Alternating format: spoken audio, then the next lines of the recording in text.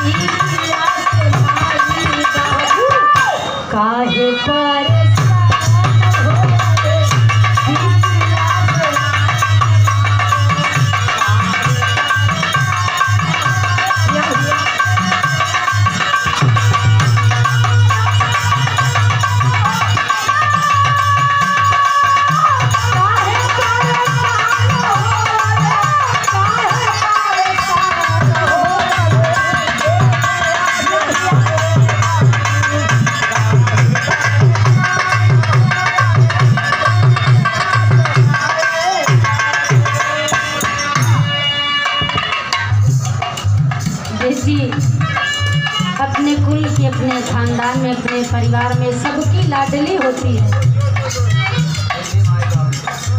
कोई भी माँ बाप हो सदैव यही ख्वाहिश रखते हैं, इच्छा रखते हैं कि मेरी बेटी जहाँ भी जाए राज करे, उसे कोई कष्ट ना हो। माई बाप इतना दहेजा दहेज दे की विदाई करे। माई बाप साल 6 महीना में एक बार बिटिया का हाल लेवे चला गए और बिटिया रोई दे, माई बाप का करेगा सारा पैसा डाल हो जाए। भैया बेटवा पैदा भ दिनों रात सोहर, दिनों रात सोहर, डीजे धक्का धक बजते। बेटवा के कोरा में लेके चुमी चटी बेटा है, आगू है, डीएम बनना, सीएम बनना, पीएम बनबा, का बनबा बेटा, कहीं बड़ा करके बेड़ाबाजी कर। बेटा बस इतनी बड़ी ख्वाहिश बा। अब तो बिटिया पैदा हो गई तो तब अंदाज चेंज हो जाए। तो जवान मोछा ऐसे टेढ़ करके चलत रही तब मोछा गिराई ले तो पूछ ले का यार भैया का भौजी के काम है का बताई यार। सारी इच्छा मर गई, ससुरी बिटिया हो गई। अब माना बिटिया नहीं जना उनके घरे मौत आई जाएगा। 7 जने तो हत्यारी लग गई, जैसे मने दाग दे के घूमत। ये समाज की सोच है बारे भैया। इसलिए कहना पड़ा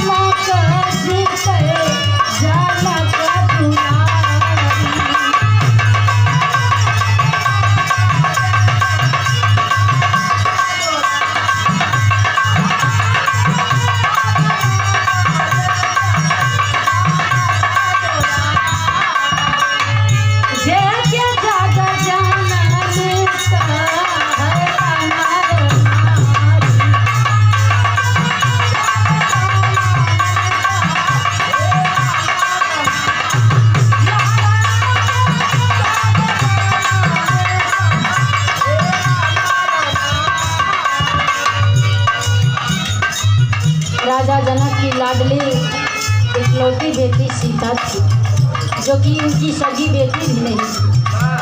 वो तो धरती से घड़े में से निकली उनका जन्म हुआ था। लेकिन राजा जनक ने कभी एहसास नहीं होने दिया कि हम सगे माता पिता नहीं। बेटी की तरह पाला पोसा, पाल पोस कर जवान कर दिया और एक दिन उनके ब्याह की तैयारी भी हुई। जो बेटी माता के पिता के सुख दुख में साथ दिया करती थी, क्षण भर में वही बेटी पराई होने वाली है। कहना पड़ा जगर पति परमेश्वर भइए, रामा भागवान हो की बिटिया से माई बाबू, बिटिया से माई बाबू काहे परेशान।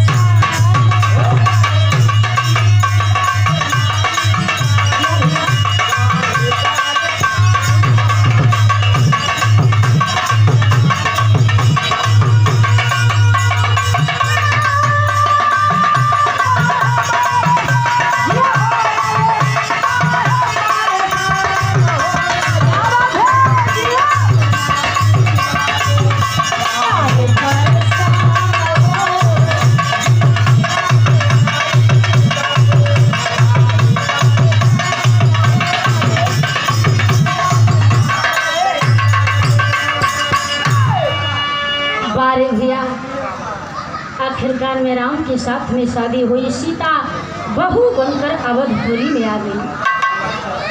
एक बेटी सीता रही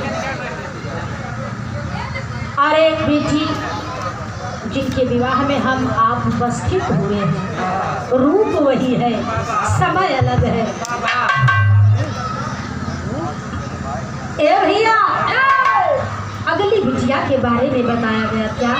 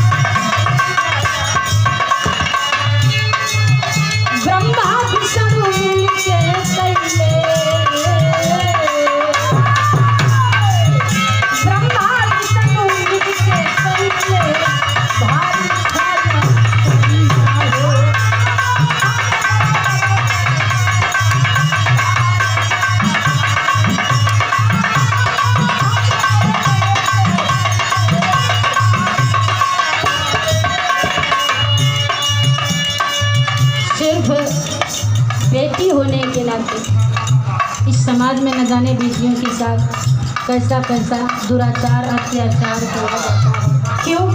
क्योंकि वो एक बेटी है। आज जो बेटियों के साथ दुराचार अत्याचार हुआ करता है ये कलयुग की देन नहीं है। ये सब सतयुग त्रेता द्वापर में होता आया है, जो आज हो रहा है।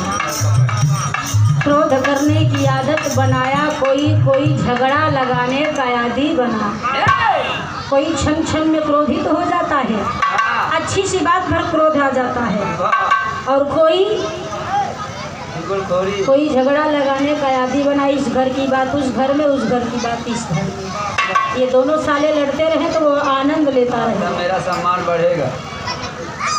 क्रोध करने की आदत बनाया कोई झगड़ा लगाने का आदी बना। अपने घर को मिटाना ही सीखा कोई अपने ही घर में आग लगवा कर खुश होता है।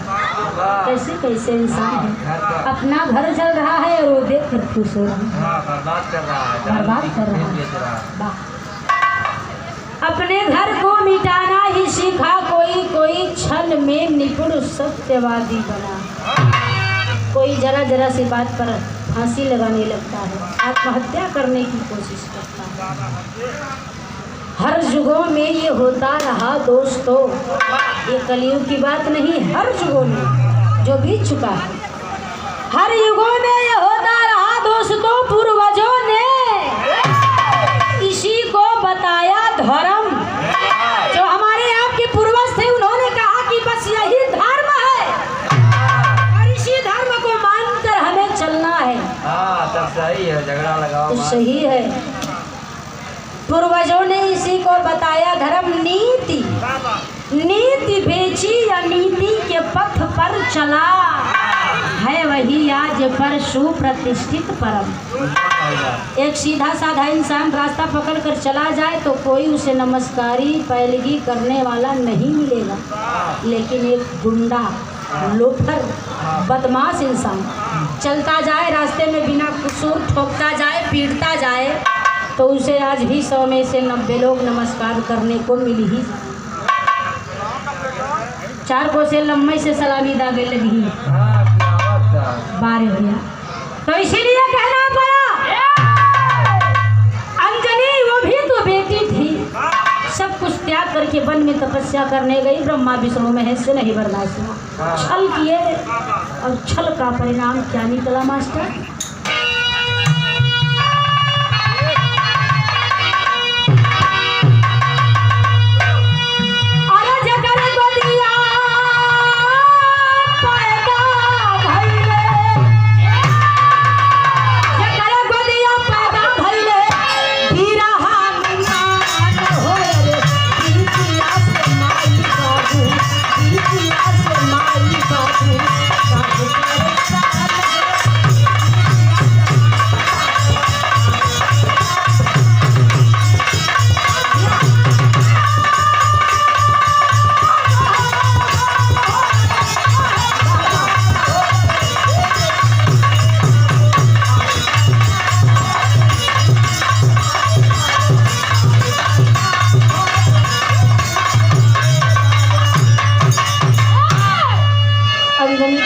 हनुमान जी पैदा हुए, वही हनुमान जिन्हें पूरा विश्व हम सभी पूजा करते हैं।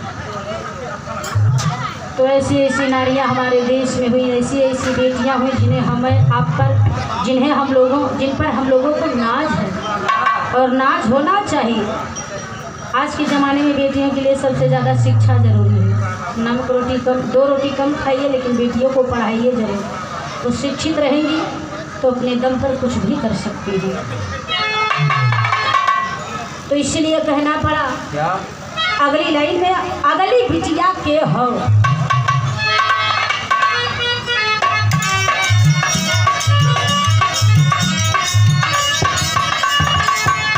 आधी रात इंद्र कैले भारी छल करिया हो।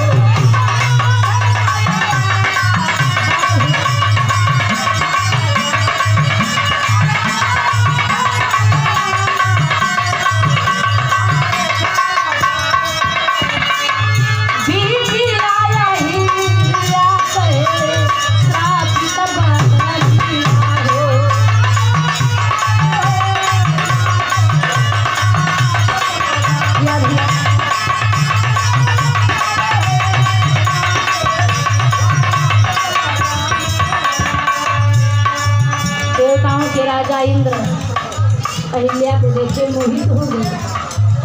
अहिल्या बहुत ही सुंदर थी, लेकिन व्याख्या उसकी थी। लेकिन बारे इंद्र गौतम ऋषि का रूप धारण करके उनके कुटी में घुस गए और बाहर आए। उसी समय गौतम ऋषि भी आ गए। गौतम ऋषि की नजर पड़ी, मेरे जैसा हूबहू ये कौन है?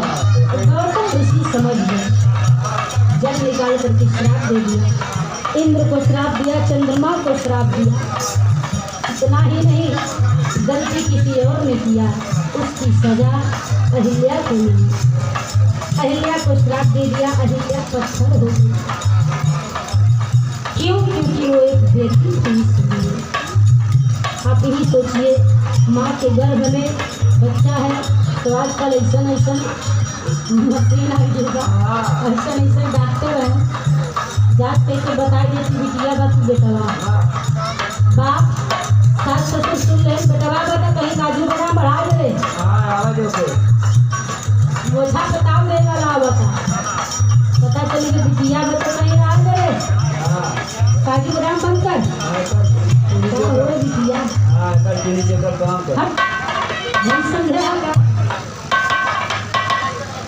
दोस्तों आप ही सोचिए, अगर हर माँ के कोख से बेटा ही होने लगे, बेटी हो ही न, बेटी जन्म ही न ले।